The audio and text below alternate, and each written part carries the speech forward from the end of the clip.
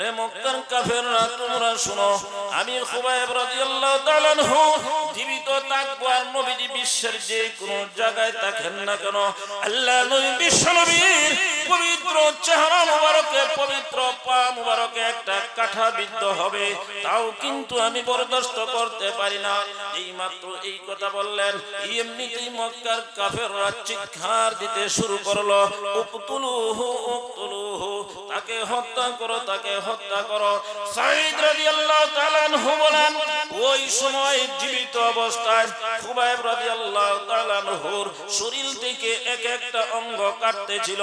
আল্লাহ নবীর সাহাবী খুবাইব রাদিয়াল্লাহু তাআলা আনহুর শরীর থেকে ঝর্ণার মতো রক্ত ঝরে, আর কাফেররা ওই সময় বলতেছিল, হে খুবাইব তুমি শোনো, এখনো যদি তুমি বলো তোমাকে আমরা ছেড়ে দিব। কিন্তু খুবাইব রাদিয়াল্লাহু তাআলা আনহু ওই সময় বলতেন, নবীজি বিশ্বের যে কোনো জায়গাতে থাকেন না কেন, আল্লাহ নবী বিশ্ব নবীর পা মুবারক তুমি এক একটা করে গুনে গুনে রাখবে, আর এদেরকে এক একটা করে হত্যা করবে। একটা কাফেরকেও যেন আল্লাহ তুমি ছাড় না দাও। এই কথাগুলি যখন বলতেছিলেন, সাঈদ রাদিয়াল্লাহু তাআলা আনহু ওই কথাগুলি মনোযোগ সহকারে শুনেছেন। মক্কার কাফেররা খুবাইব রাদিয়াল্লাহু তাআলা আনহুর ফাঁসি দেওয়ার পর যার যার অবস্থানে চলে গেল। সাঈদ রাদিয়াল্লাহু তাআলা আনহু বলেন, কিছুদিনের মাঝে মক্কার কাফেররা এই ঘটনা একেবারেই ভুলে গিয়েছে, কিন্তু আমি সাঈদ বলতে পারি না। যখন আমি রাত্রে ঘুমাইতে যাই, ওই সময় স্বপ্ন যুগে খুবাইব রাদিয়াল্লাহু তাআলা আনহুর কথাগুলি আমার কানে ভেসে ওঠে। যখন আমি জীবিত আমি সজাগ অবস্থায় হাঁটি, ওই সময় আমার কল্পনায় খুবাইব রাদিয়াল্লাহু তাআলা আনহুর দুয়ার কথাগুলি আওয়াজ হয়। খুবাইব রাদিয়াল্লাহু তাআলা আনহু যে 2 রাকাত নামাজ আদায় করেছেন আমার চোখের সামনে ভেসে ওঠে। সাঈদ রাদিয়াল্লাহু তাআলা আনহু বলেন, আমি কোনো একটা মুহূর্তের জন্য এই দৃশ্যগুলা আমার চোখের সামনে থেকে সরাইতে পারি না। একদিন কাফের মুশরিকদের সামনে যাইয়া সাঈদ রাদিয়াল্লাহু তাআলা আনহু বললেন, হে মক্কার কাফেররা শুনো, আমি আর তোমাদের সাথে না, আমি আর মূর্তি পূজাই না, আমি এই মুহূর্তে এক আল্লাহর উপর বিশ্বাস করে নিলাম, আমি ইসলাম গ্রহণ করে নিলাম। খালিদ বিন ওয়ালিদ রাদিয়াল্লাহু তাআলা আনহু কাফেরদের বিরুদ্ধে যুদ্ধ করার জন্য সাহাবায়ে কেরামদেরকে নিয়ে তৈরি। কাফের এবং মুসলমানেরা সামনাসামনি যুদ্ধের জন্য তৈরি হয়ে গেছেন। এমন সময় ওমর ফারুক রাদিয়াল্লাহু তাআলা আনহুর পত্র নিয়ে হাজির। ওই পত্র খালিদ রাদিয়াল্লাহু তাআলা আনহুর কাছে যেই মাত্র পৌঁছানো হলো, এমনিতেই খালিদ রাদিয়াল্লাহু তাআলা আনহু ওমর রাদিয়াল্লাহু তাআলা আনহুর পত্রের উপর আমল করা শুরু করে দিলেন। সেনাপতির পদ থেকে উনি সরে দাঁড়াইলেন। এমনকি এমন ভাবে খালিদ বিন ওয়ালিদ রাদিয়াল্লাহু তাআলা আনহুকে পদত্যাগ করানো হয়েছিল। সব সাহাবায়ে কেরামদেরকে একত্রিত করা হয়েছে। একত্রিত করার পর ওমর রাদিয়াল্লাহু তাআলা আনহুর পত্রটা সব সাহাবায়ে কেরামদের সামনে পাঠ করা হয়েছে আর ঘোষণা করা হয়েছে, এই মুহূর্তে ওমর রাদিয়াল্লাহু তাআলা আনহু আমর ইবনুল আস রাদিয়াল্লাহু তাআলা আনহুকে সেনাপতির দায়িত্ব দিয়েছেন। খালিদ বিন ওয়ালিদ রাদিয়াল্লাহু তাআলা আনহুর মাথা থেকে সেনাপতির টুপিটা সরাইয়া আমর ইবনুল আস রাদিয়াল্লাহু তাআলা আনহুর মাথায় পরিয়ে দেওয়া হলো। আল্লাহ নবীর সাহাবী খালিদ রাদিয়াল্লাহু তাআলা আনহু ওই সময় কোনো প্রতিবাদ করেন নাই। এমনিতেই উনি ওনার তাবুতে চলে গেলেন। কিছু সংখ্যক সাহাবী ওই সময় খালিদ বিন ওয়ালিদ রাদিয়াল্লাহু তাআলা আনহুর তাবুতে গেলেন। যায় ওই সময় বললেন, হে মহান সেনাপতি, আপনি ওমরের কথার উপর আমল করবেন না, আমরা আপনার সাথে রয়েছি, আপনি সেনাপতির দায়িত্ব পালন করবেন। ওই সময় খালিদ বিন ওয়ালিদ রাদিয়াল্লাহু তাআলা আনহু এদের মেয়েদেরকে জবাব দিয়েছিলেন, রে আল্লাহর বান্দারা শোনো, আমি ওমরের জন্য যুদ্ধ করি নাই, ওমরের জন্য, ওমরকে সন্তুষ্ট করার জন্য আল্লাহর রাস্তায় আমি জিহাদ করি নাই। আমি এতদিন পর্যন্ত যুদ্ধ করেছিলাম ওমরের রবকে সন্তুষ্ট করার জন্য। এইমাত্র খালিদ বিন ওয়ালিদ রাদিয়াল্লাহু তাআলা আনহু এই কথা বললেন, এমনিতেই তারা এখান থেকে ফিরে এসেছেন। ভাইয়েরা আমার, আমি বলতেছিলাম খালিদ বিন ওয়ালিদ রাদিয়াল্লাহু তাআলা আনহু বলেছিলেন, আমি একমাত্র আল্লাহকে রাজি এবং খুশি করার জন্য যুদ্ধ করেছি। এর নাম ইখলাস। বর্তমান সময়ে দ্বীনি কাজে যে ফিতনা শুরু হয়েছে, এটার মূল কারণ হলো যারা ফিতনা সৃষ্টি করে ওদের মূলত ইখলাস শূন্য, ইখলাস নাই।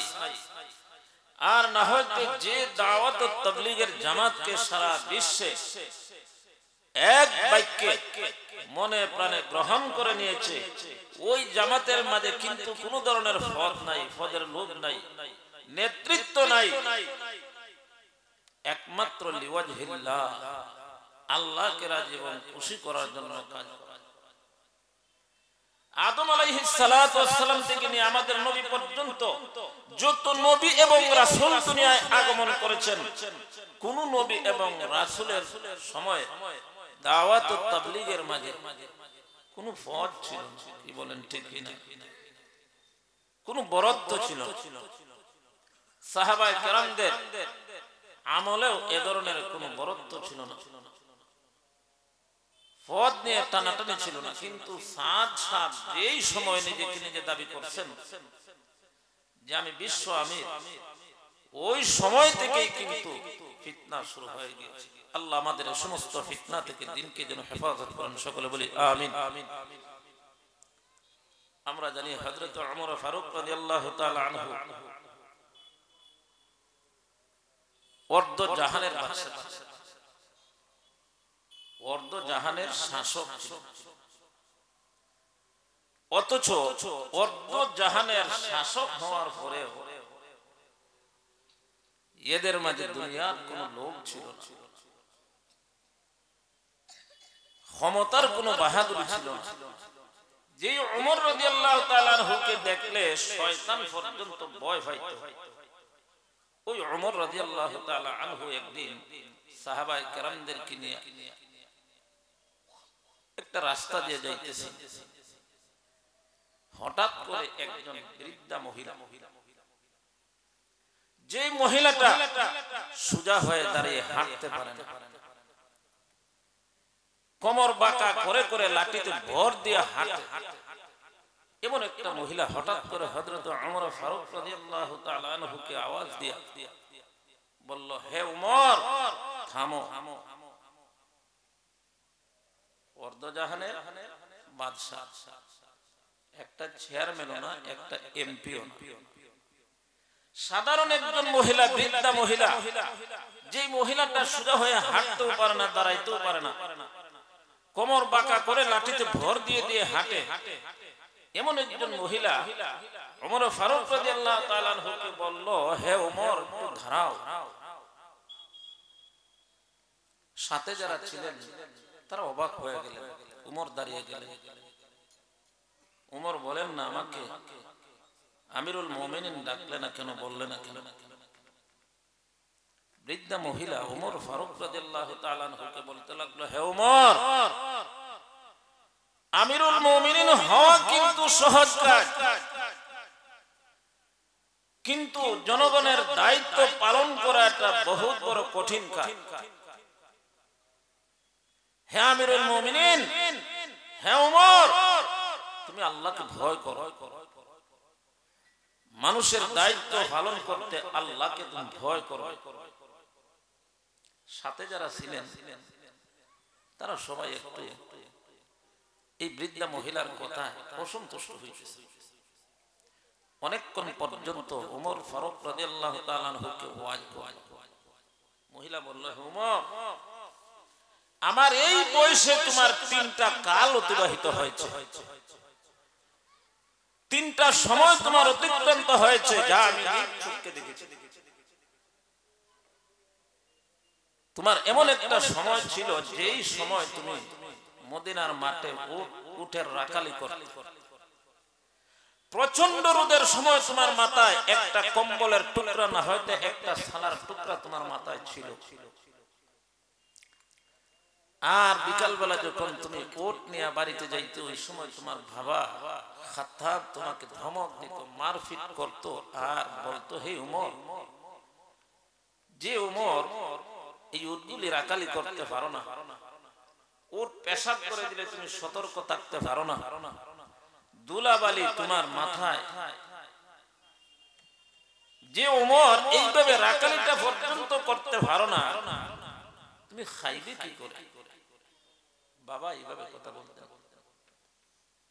বৃদ্ধা মহিলা বলেন, তোমার বোন তোমাকে মারতো, তোমাকে গালিগালাজ করতো, আর বলতো, হে উমর, তুমি দুনিয়ায় চলবে কিভাবে? এই একটা সময় আমি নিজ চোখে দেখেছি। আরেকটা সময় আমি দেখলাম, তোমার নাম যে উমর, আবু জেহেলের নামও ছিল কিন্তু উমর। আর আবু জেহেল মানুষকে নিষেধ দিয়েছিল যে আমার নামে যেন আর কারো নাম না রাখা হয়। আবু জেহেলের ভয়ে তোমাকে উমর বলে ডাকতো না, মানুষ উমায়ের বলে ডাকতো। এই একটা সময় আমি দেখছি। আর এখন তুমি উমরও নয়, উমায়েরও নয়, এখন তুমি আমিরুল মুমিনিন। সুবহানাল্লাহ। রে উমর, তুমি শুনো, আমিরুল মুমিনিন হওয়া কিন্তু সহজ কাজ, দায়িত্ব পালন করা কিন্তু সহজ নয়। আল্লাহর বান্দারা, মহান আল্লাহ রাব্বুল আলামিন কাল কিয়ামতের ময়দানে প্রত্যেকটা জিম্মাদারকে কিন্তু জিজ্ঞাসা করবেন, হে উমর, তুমি সতর্কতা লক্ষ্য রাখবে, কাল কিয়ামতের ময়দানে যেন তোমাকে আসামির কাঠ গড়ায় দাঁড়াতে না হয়। বৃদ্ধা মহিলা এইভাবে উমর রাদিয়াল্লাহু তাআলা আনহুকে নসিহত করতেছিলেন। আমিরুল মুমিনিন উমর রাদিয়াল্লাহু তাআলা আনহু কান্না শুরু করে দিলেন। আমিরুল মুমিনিন উমর রাদিয়াল্লাহু তাআলা আনহুর চক্ষু দ্বারা পানি ঝরতেছিল, আর এই পরিমাণ পানি ঝরতেছিল, উমরের দাড়ি ভিজে গিয়েছিল। সাথীরা ওই সময় ওই মহিলাকে লক্ষ্য করে বলতেছিল, হে আল্লাহর বান্দি, যথেষ্ট হয়েছে, যথেষ্ট হয়েছে, এবার বিদায় নাও। উমর রাদিয়াল্লাহু তাআলা আনহু ওই সময় এদেরকে লক্ষ্য করে বললেন, হে আমার সাথীরা শোনো, এই মহিলাকে ধমক দিও না। এই মহিলা যদি আমাকে সারা রাত্র নসিহত করে, সারা রাত্র দাঁড়ায় দাঁড়ায় আমি নসিহত শুনতে রাজি আছি, কারণ হলো মহান আল্লাহ এই মহিলার কথা 7 আসমান থেকে শুনেছেন। জানো না তোমরা ওই মহিলাকে? উনি হইলেন খাওলা রাদিয়াল্লাহু তাআলা আনহা। এত বড় খলিফা হওয়ার পরে সাধারণ মানুষের কথা শুনেন, ধমক দেন নাই। এদের উদ্দেশ্য ছিল দুনিয়া নয়, পরকাল, পরকাল পাওয়া, আল্লাহকে রাজি এবং খুশি করা, নেতৃত্ব নয়। আল্লাহ বলেন, ওয়ালাল আখিরাতু খায়রুল লাকা মিনাল উলা ওয়ালা সাউফা ইউতিকা রাব্বুকা ফাতারদা।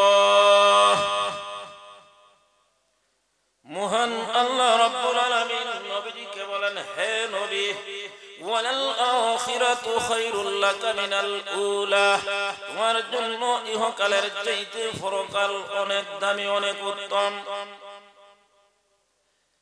মহান আল্লাহ রাব্বুল আলামিন নবীজিকে বলেন, দুনিয়ার জীবনের চাইতে পরকালের জীবন অনেক উত্তম।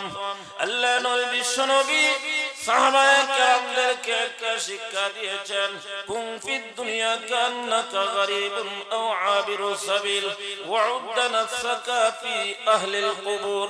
আল্লাহ নবী বিশ্বনবী সাহাবায়ে কেরামদেরকে শিক্ষা দিয়েছেন, হে আমার সাহাবীরা শোনো, কুন ফিদ দুনিয়া কান্নাকা গরীব, এই দুনিয়া রাজত্বের জায়গা নয়, এই দুনিয়া বাহাদুরির কোনো জায়গা নয়, এই দুনিয়াতে তুমি মুসাফিরের মতো চলো, এই দুনিয়ায় তুমি জীবন যাপন করো একজন মুসাফিরের মতো, এই দুনিয়ায় তুমি জীবন যাপন করো একজন দরিদ্র মানুষের মতো।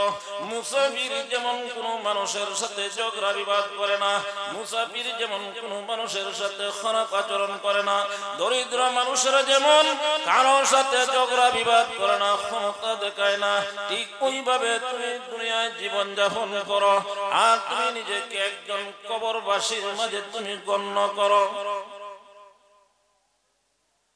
কারণ আমরা যারা আছে সবাই কবরবাসী, ঠিক কিনা? আরো জোরে, কেউ দুনিয়ায় থাকবে? আল্লাহ নবী বিশ্বনবী বলেন, হে আমার সাহাবীরা, হে আমার উম্মতেরা শোনো, তোমরা নিজেকে একজন কবরবাসী মনে করো। আর আল্লাহ রাব্বুল আলামিন নবীজিকে জানিয়ে দিয়েছেন, হে আমার নবী আপনি শুনেন, ইহকাল আপনার জন্য ইহকালের চাইতে পরকাল হলো উত্তম। মায়েরা আমার, শুধু তাই না, নবীর সাহাবায়ে কেরাম দুনিয়াকে প্রাধান্য দেন নাই, নবীর সাহাবায়ে কেরামেরা পরকালের উদ্দেশ্য রওনা করেছেন। আল্লাহর নবীর সাহাবী সাঈদ ইবনে আমের রাদিয়াল্লাহু তাআলা আনহু, যিনি দুনিয়ার জীবনের বিনিময়ে পরকাল খরিদ করেছিলেন, সাঈদ ইবনে আমের রাদিয়াল্লাহু তাআলা আনহু খয়বর বিজয় হওয়ার আগে ইসলাম গ্রহণ করেছেন। সাঈদ ইবনে আমের রাদিয়াল্লাহু তাআলা আনহু ছিলেন যুবক, একজন যুবক মানুষ, মক্কার অধিবাসী একজন যুবক সাহাবী। আল্লাহ নবীর সাহাবী খুবাইব ইবনে আদি রাদিয়াল্লাহু তাআলা আনহুকে যখন মক্কার কাফিররা দুকা দিয়ে গ্রেফতার করেছিল, গ্রেফতার করার পর তানঈম নামক স্থানে উনাকে শহীদ করার জন্য নিয়ে যাইতেছিল, ওই সময় মক্কার গলিতে গলিতে ঢোল পিটানো হয়েছিল, খুবাইবকে ফাঁসির কাস্টে ঝুলানো হবে। এই দৃশ্য দেখার জন্য মক্কার ছোট বড় সব মানুষেরা একত্রিত হয়েছে। সাঈদ ইবনে আমের রাদিয়াল্লাহু তাআলা আনহু বলেন, ওই সময় আমি মক্কার মানুষদের সাথে আমি রওনা করেছি। আল্লাহ নবীর সাহাবী খুবাইব রাদিয়াল্লাহু তাআলা আনহুর হাত এবং পায়ে বেড়ি লাগানো ছিল। খুবাইব রাদিয়াল্লাহু তাআলা আনহুকে তানঈম নামক স্থানে নিয়ে যাওয়া হইতেছিল। ওই সময় খুবাইব রাদিয়াল্লাহু তাআলা আনহুর চেহারায় ভয়ের কোনো ছাপ ছিল না। ওই সময় মক্কার মানুষেরা ফাঁসির দৃশ্য দেখার জন্য হাজার হাজার মানুষ ওনার পিছনে রওনা হয়েছিল।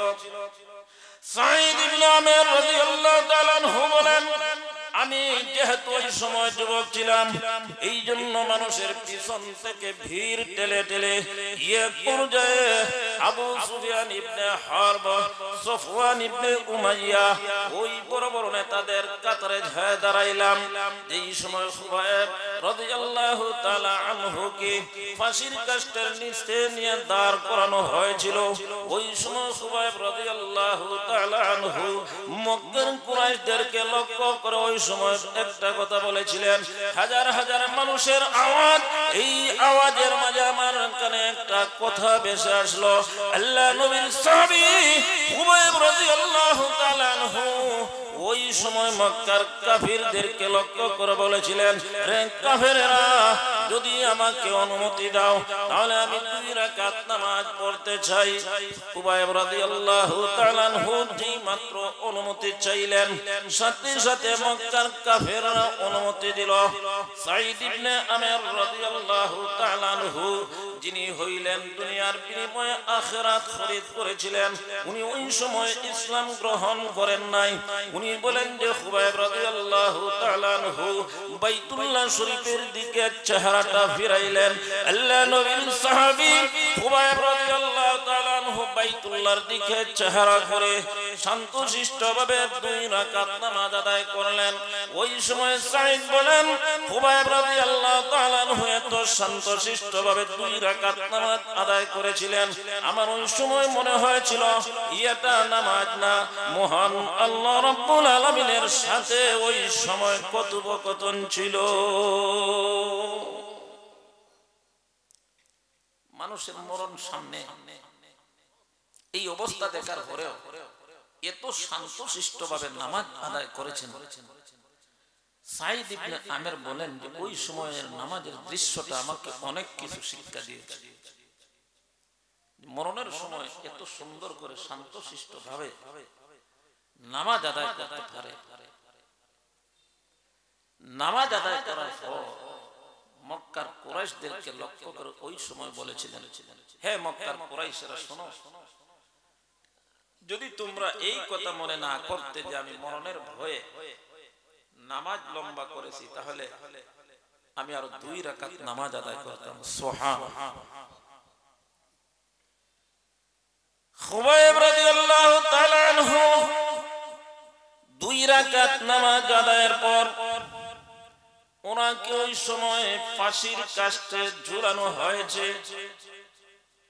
মক্কার কাফেররা ওই সময় খুবাইব রাদিয়াল্লাহু তাআলা আনহুর কাছে প্রস্তাব দিয়েছিল, রে খুবাইব তুমি শুনো, এই মুহূর্তে তোমার পরিবর্তে মুহাম্মদকে আমরা হত্যা করব, মুহাম্মদকে আমরা এই মুহূর্তে হত্যা করতে পারবো না, আনতেও পারবো না।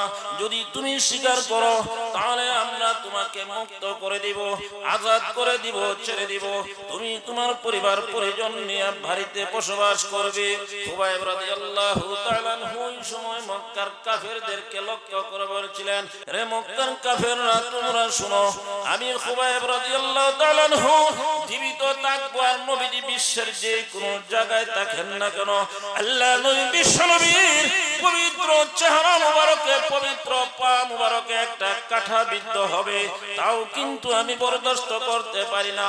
এই মাত্র এই কথা বললেন, এমনিতেই মক্কার কাফেররা চিৎকার দিতে শুরু করলো, উকতুলুহু উকতুলুহু, তাকে হত্যা করো, তাকে হত্যা করো। সাঈদ রাদিয়াল্লাহু তাআলা আনহু বলেন ওই সময় জীবিত অবস্থায় খুবাইব রাদিয়াল্লাহু তাআলা আনহুর শরীর থেকে এক একটা অঙ্গ কাটতেছিল। আল্লাহ নবীর সাহাবী খুবাইব রাদিয়াল্লাহু তাআলা আনহুর শরীর থেকে ঝর্ণার মতো রক্ত ঝরে, আর কাফেররা ওই সময় বলতেছিল, হে খুবাইব তুমি শুনো, এখনো যদি তুমি বলো তোমাকে আমরা ছেড়ে দিব। কিন্তু খুবাইব রাদিয়াল্লাহু তাআলা আনহু ওই সময় বলতেন, নবীজি বিশ্বের যে কোনো জায়গাতে থাকেন না কেন, আল্লাহ নবী বিশ্ব নবীর পা মুবারক তুমি এক একটা করে গুনে গুনে রাখবে, আর এদেরকে এক একটা করে হত্যা করবে। একটা কাফেরকেও যেন আল্লাহ তুমি ছাড় না দাও। এই কথাগুলি যখন বলতেছিলেন, সাঈদ রাদিয়াল্লাহু তাআলা আনহু ওই কথাগুলি মনোযোগ সহকারে শুনেছেন। মক্কার কাফেররা খুবাইব রাদিয়াল্লাহু তাআলা আনহুর ফাঁসি দেওয়ার পর যার যার অবস্থানে চলে গেল। সাঈদ রাদিয়াল্লাহু তাআলা আনহু বলেন, কিছুদিনের মাঝে মক্কার কাফেররা এই ঘটনা একেবারেই ভুলে গিয়েছে, কিন্তু আমি সাঈদ বলতে পারি না। যখন আমি রাত্রে ঘুমাইতে যাই ওই সময় স্বপ্ন যুগে খুবাইব রাদিয়াল্লাহু তাআলা আনহুর কথাগুলি আমার কানে ভেসে ওঠে। যখন আমি জীবিত আমি সজাগ অবস্থায় হাঁটি ওই সময় আমার কল্পনায় খুবাইব রাদিয়াল্লাহু তাআলা আনহুর দুয়ার কথাগুলি আওয়াজ হয়। খুবাইব রাদিয়াল্লাহু তাআলা আনহু যে 2 রাকাত নামাজ আদায় করেছেন আমার চোখের সামনে ভেসে ওঠে। সাঈদ রাদিয়াল্লাহু তাআলা আনহু বলেন আমি কোনো একটা মুহূর্তের জন্য এই দৃশ্যগুলা আমার চোখের সামনে থেকে সরাইতে পারি না। একদিন কাফের মুশরিকদের সামনে যাইয়া সাঈদ রাদিয়াল্লাহু তাআলা আনহু বললেন, হে মক্কার কাফেররা শুনো, আমি আর তোমাদের সাথে না, আমি আর মূর্তি পূজাই না, আমি এই মুহূর্তে এক আল্লাহর উপর বিশ্বাস করে নিলাম, আমি ইসলাম গ্রহণ করে নিলাম। সাঈদ রাদিয়াল্লাহু তাআলা আনহু মুসলমান হয়ে গেলেন, আর মক্কায় থাকবেন না। আল্লাহর নবী বিশ্ব নবী যেই দেশে হিজরত করেছেন উনিও হিজরত করে মদিনায় চলে যাবেন। সাঈদ রাদিয়াল্লাহু তাআলা আনহু হিজরত করে মদিনায় চলে গেলেন। নবীজির পাশে পাশে থাকেন, নবীজির সাথে যুদ্ধে অংশগ্রহণ করেন, নবীজির সাথে 24টা ঘন্টা সময় দেন। আল্লাহ নবী বিশ্ব নবী সাঈদ ইবনে আমের রাদিয়াল্লাহু তাআলা আনহু কেও মহব্বত করেন। নবীজি দুনিয়া থেকে বিদায় হয়ে গেলেন। আবু বকর সিদ্দিক রাদিয়াল্লাহু তাআলা আনহুর সময়ে আবু বকর সিদ্দিক ওনাকে সম্মান করতেন। আবু বকর সিদ্দিক রাদিয়াল্লাহু তাআলা আনহু দুনিয়া থেকে বিদায় হয়ে গেলেন। ওমর রাদিয়াল্লাহু তাআলা আনহুর শাসনামলে সাঈদ ইবনে আমের রাদিয়াল্লাহু তাআলা আনহুকে সম্মান করেন। ওমর রাদিয়াল্লাহু তাআলা আনহু শাসনামলের প্রথম দিক দিয়ে একদিন সাঈদ ইবনে আমের রাদিয়াল্লাহু তাআলা আনহু ওমর রাদিয়াল্লাহু তাআলা আনহুকে লক্ষ্য করে বলেন, আমিরুল মুমিনিন, আপনাকে আমি এই মুহূর্তে কিছু নসিহত করতে চাই। মানুষের ব্যাপারে আপনি আল্লাহকে ভয় করবেন, কিন্তু আল্লাহর ব্যাপারে, আল্লাহর নির্দেশের ব্যাপারে আপনি মানুষকে ভয় করবেন না। রে আমিরুল মুমিনিন, আপনি শুনেন, মহান আল্লাহ যা নির্দেশ দিয়েছেন ওই নির্দেশের ব্যাপারে আপনি কোন নিন্দুকের নিন্দাকে ভয় করবেন না। ওমর রাদিয়াল্লাহু তাআলা আনহু ওই সময় সাঈদ রাদিয়াল্লাহু তাআলা আনহুকে বললেন, হে সাঈদ, এমন মহান কাজকে পালন করতে পারবে? সাঈদ রাদিয়াল্লাহু তাআলা আনহু বললেন, আপনার মতো মহান মানুষই মহান দায়িত্ব পালন করার জন্য যথেষ্ট। এবার ওমর রাদিয়াল্লাহু তাআলা আনহু বললেন, হে সাঈদ, আমি তোমাকে হিমসের গভর্নর বানাতে চাই। সাঈদ রাদিয়াল্লাহু তাআলা আনহু আমিরুল মুমিনিন ওমরকে লক্ষ্য করে বলেন, হে ওমর, তোমাকে আল্লাহর কসম দিয়ে আমি বলি, আমাকে দুনিয়ার কোনো দায়িত্বে, দুনিয়ার কোনো পদে আপনি নিয়োগ দিবেন না।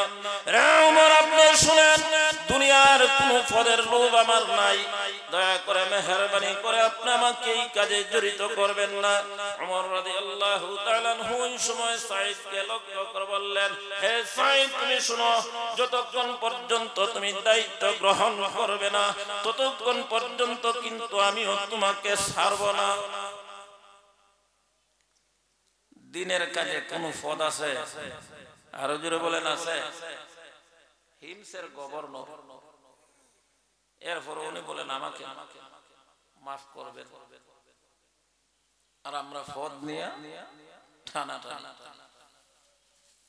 ওমর রাদিয়াল্লাহু তাআলা বললেন, যতক্ষণ পর্যন্ত আপনি দায়িত্ব গ্রহণ না করবেন আপনাকেও আমি ছাড়ব না। শেষ পর্যন্ত সাঈদ ইবনে আমের রাদিয়াল্লাহু তাআলা আনহুকে ওমর রাদিয়াল্লাহু তাআলা আনহু গভর্নর বানাইলেন। বানানোর পর বললেন, হে সাঈদ, আমি কি তোমার জন্য ভাতা নির্ধারিত করব? উনি বলেন, ভাতা নির্ধারিত করব? সাঈদ রাদিয়াল্লাহু তাআলা আনহু বললেন, হে আমিরুল মুমিনিন, বাইতুল মাল থেকে যে ভাতা আমাকে দেওয়া হবে এটাই তো আমার জন্য যথেষ্ট।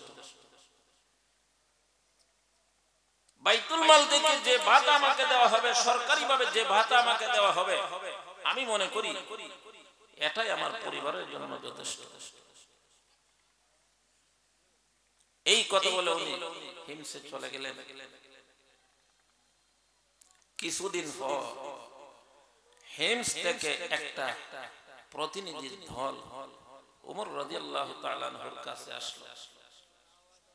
ওই সময় আমিরুল মুমিনিন ওমর রাদিয়াল্লাহু তাআলা আনহু এদেরকে বললেন যে তোমরা আমার কাছে একটা তালিকা দাও, গরিবের তালিকা, ইয়েতিম মিসকিন বিধবা অসহায় মানুষের একটা তালিকা দাও, আমি এদেরকে সাহায্য করব।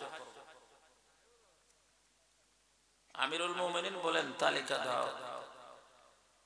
আর আমাদের দেশে তালিকায় সংযুক্ত করার জন্য হাজার হাজার মানুষ যায়। তারা একটা তালিকা দিলেন, গরিবের তালিকা।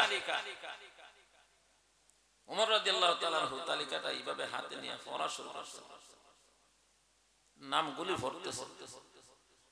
হঠাৎ করে একটা নামের মাঝে ওমর রাদিয়াল্লাহু তাআলা চক্ষু আটকে গেল। কারণ এই তালিকার নাম দেখছেন সাঈদ ইবনে আমের জুমাহি রাদিয়াল্লাহু তাআলা আনহু। ওমর রাদিয়াল্লাহু তাআলা অনেকক্ষণ এই নামটার উপর চক্ষুটা ধরে রাখলেন। এরপর জিজ্ঞাসা করেন, এখানে যে একজন মানুষের নাম দেখলাম সাঈদ ইবনে আমের জুমাহি, লোকটাকে?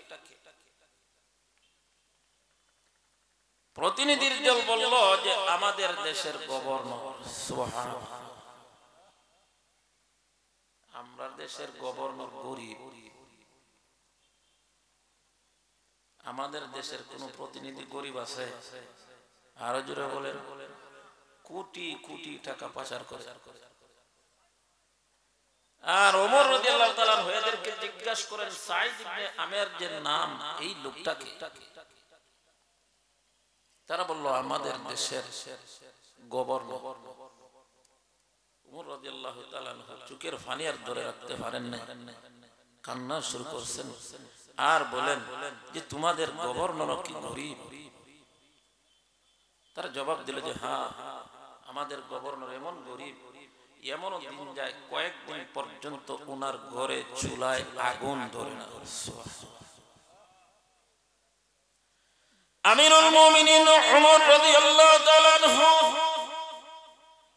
এবার এদের হাতে 1000 স্বর্ণ মুদ্রা দিয়ে বললেন, যাও যাও তোমরা এই স্বর্ণ মুদ্রাগুলো সাঈদ ইবনে আমের রাদিয়াল্লাহু তাআলা আনহুর হাতে দিবে।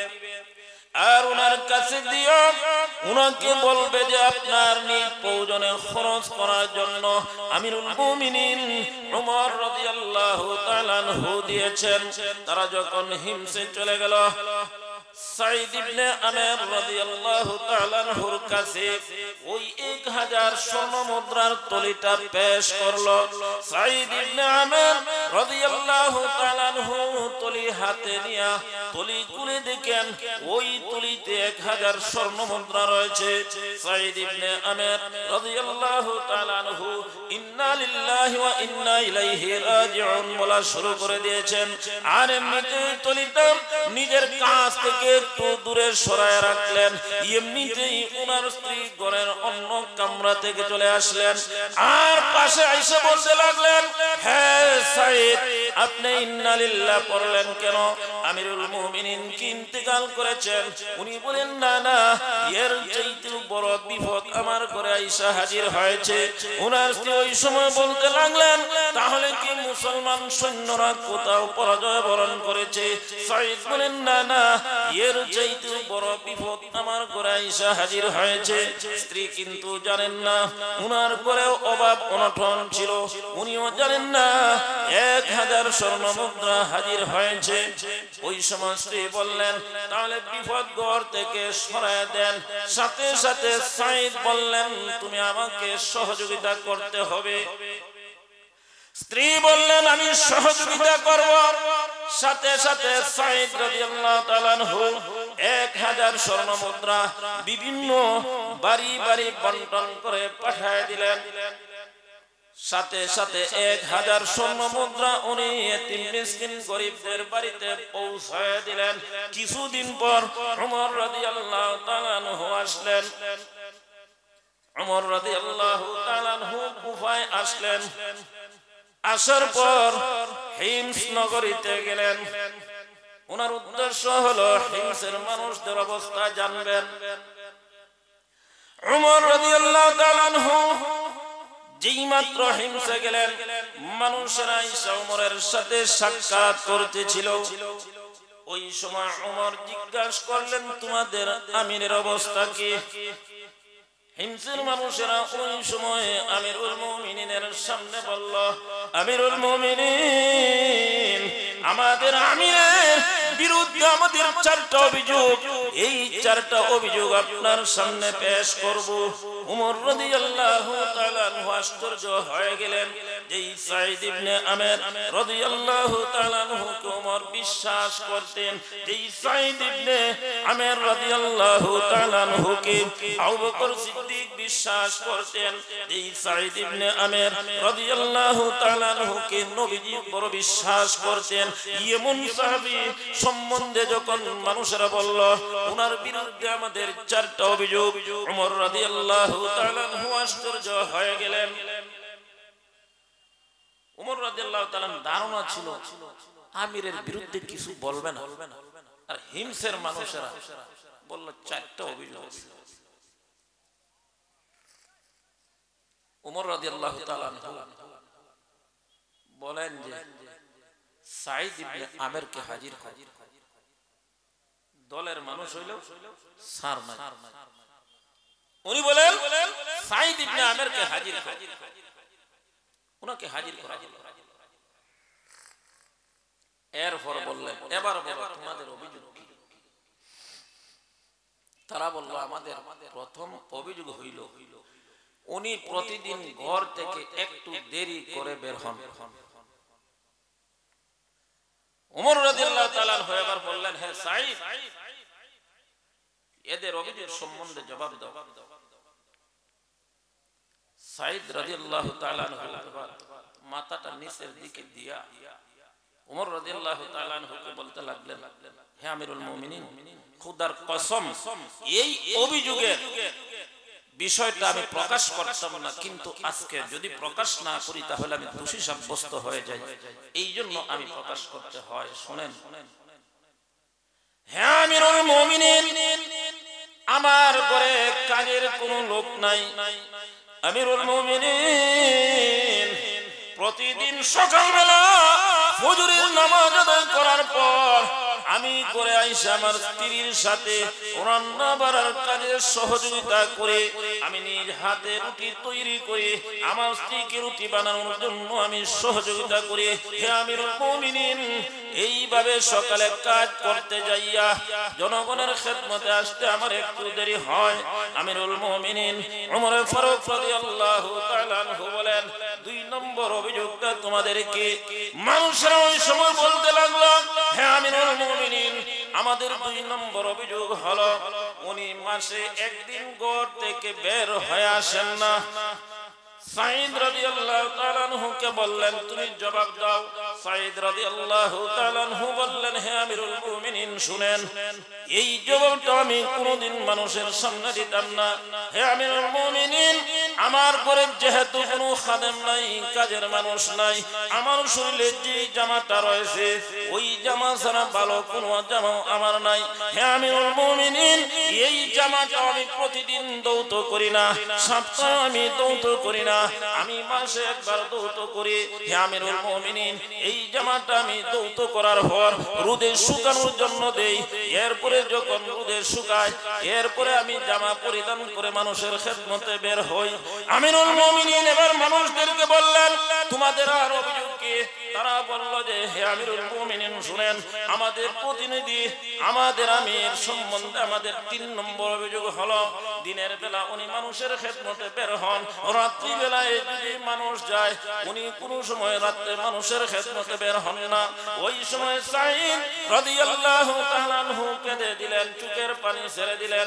আর আমিরুল মুমিনিন ওমরের সামনে বলতে লাগলেন আমিরুল মুমিনিন আমি আল্লাহর কসম করে বলি এই কথাটা আমি কোনদিন মানুষের কাছে প্রকাশ করতাম না কিন্তু আজকে আমি বাধ্য হয়েছি হে আমিরুল মুমিনিন দিনের বেলা মানুষের খেদমতের কারণে মহান আল্লাহ রাব্বুল আলামিনের সামনে আমি দাঁড়াইতে পারি না হে আমিরুল মুমিনিন শুনেন দিনের বেলা মানুষের খেদমতের জন্য আমি নির্ধারিত করেছি, রাত্রি বেলায় আমি আমার মালিকের খেদমতের জন্য আমি নির্ধারিত করেছি। রাত্রি বেলায় আমি আল্লাহর সামনে দাঁড়াইয়া যেহেতু ইবাদত বন্দেগী করি, ওই জন্য আমি মানুষের ডাকে সাড়া দিতে পারি না।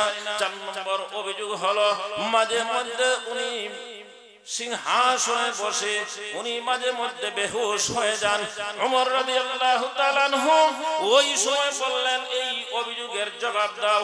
ওই সময় সাঈদ রাদিয়াল্লাহু তাআলা আনহু বললেন, হে আমিরুল মুমিনিন শুনেন, আল্লাহর নবীর সাহাবী খুবাইব রাদিয়াল্লাহু তাআলা আনহুকে যেই সময় মক্কার কুরাইশরা ফাঁসির কাস্টে ঝুলিয়েছিল, ওই সময় কিন্তু আমি ইসলাম গ্রহণ করি নাই।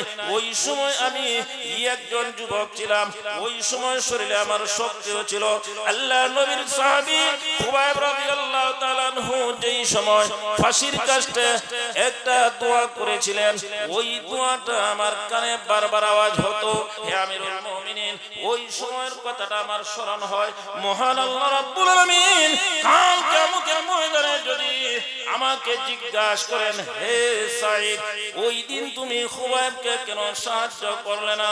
মহান আল্লাহ রাব্বুল আলামিন আমাকে যদি আসামের কাঠ গড়ায় দাঁড় করে জিজ্ঞাসা করেন, হে সাঈদ, তুমি ওই দিন যুবক মানুষ ছিলে, ওই দিন কেন তুমি খুবাইবকে সাহায্য করলে না? যেই মাত্র আমার এই কথাটা স্মরণ হয়ে যায়, পরকালের কথা স্মরণ হয়ে যায়, মহান আল্লাহর আদালতে আসামের কাঠ গড়ায় দাঁড়ানোর কথা স্মরণ হয়ে যায়, সাথে সাথে আমি বেহুশ হয়ে যাই। এরপর আমি আর কিছু বলতেও পারি না। ওমর রাদিয়াল্লাহু তাআলা আনহু এই কথাগুলি শোনার পর চোখ দ্বারা পানি ছাড়েন আর মহান আল্লাহর দরবারে শুকর আদায় করেন।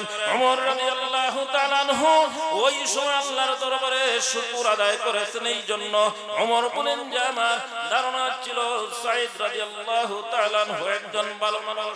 সাঈদ রাদিয়াল্লাহু তাআলা আনহু এমন একজন মানুষ যিনি দুনিয়ার বিনিময়ে পরকাল খরিদ করেছেন। দুনিয়ার কোন সম্পদ উনি চান নাই, পরকালকে উনি অগ্রাধিকার দিয়েছেন। এমন একজন মানুষের সম্বন্ধে 4টা অভিযোগ মহান আল্লাহ রাব্বুল আলামিন আমার ধারণাটা যে সত্যে পরিণত করেছেন, এই জন্য আমি আল্লাহর দরবারে শুকর আদায় করি। শুধু তাই না, ওমর রাদিয়াল্লাহু তাআলা আনহু মদিনায় চলে গেলেন।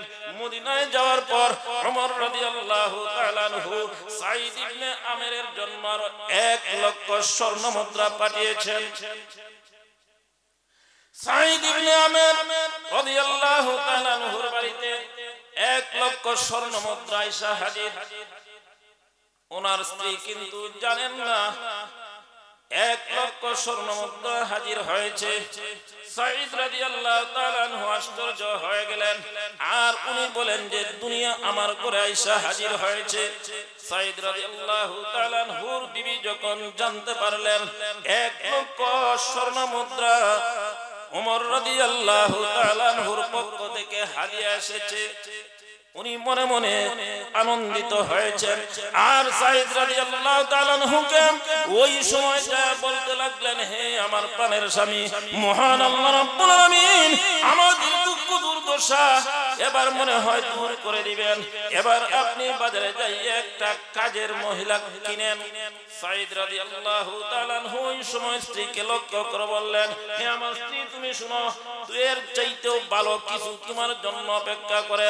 মহান আল্লাহ রাব্বুল আলামিন তোমাকে এর চাইতেও ভালো কিছু দিতে চান, তুমি কি তা গ্রহণ করবে?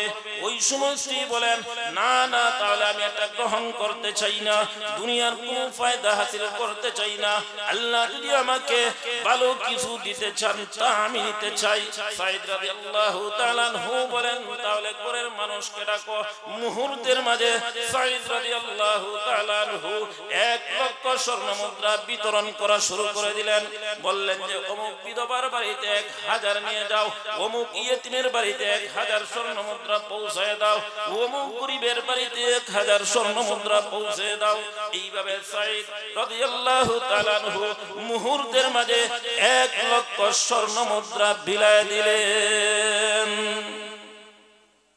ওয়ালাল আখিরাতু খায়রুল লাকা মিনাল উলা, আল্লাহ বলেন, হে নবী, ওয়ালাল আখিরাতু খায়রুল লাকা মিনাল উলা, হে নবী আপনার জন্য ইহকালের চাইতে পরকাল অনেক অনেক শুধু উত্তম না, অনেক অনেক। এমন মানুষ ছিলেন আল্লাহর রাসূলের সাহাবায়ে কেরাম। এর মাঝে একজন হলেন সাঈদ ইবনে আমির জুমাহি রাদিয়াল্লাহু তাআলা আনহু। শুধু তাই না, আল্লাহর রাসূলকে আল্লাহ আরো বলেন, হে নবী ওয়ালা সাউফা ইউতিকা রাব্বুকা ফাতারদা,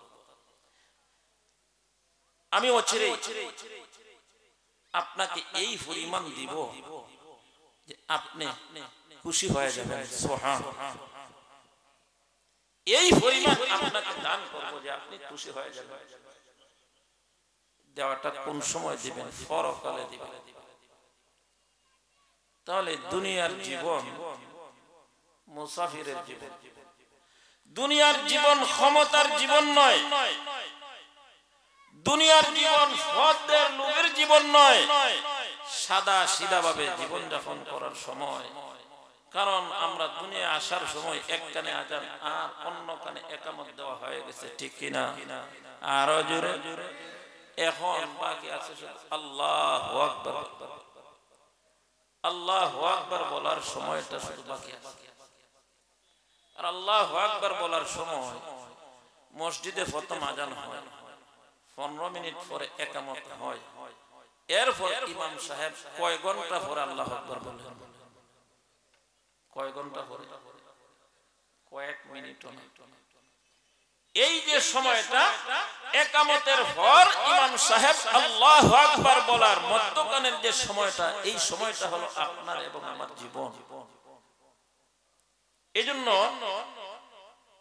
দুনিয়ার জীবন জীবন নয়, যদি আল্লাহর জন্য জীবন কুরবান করা যায়, এটাই হলো সত্যিকার অর্থে সফল জীবন।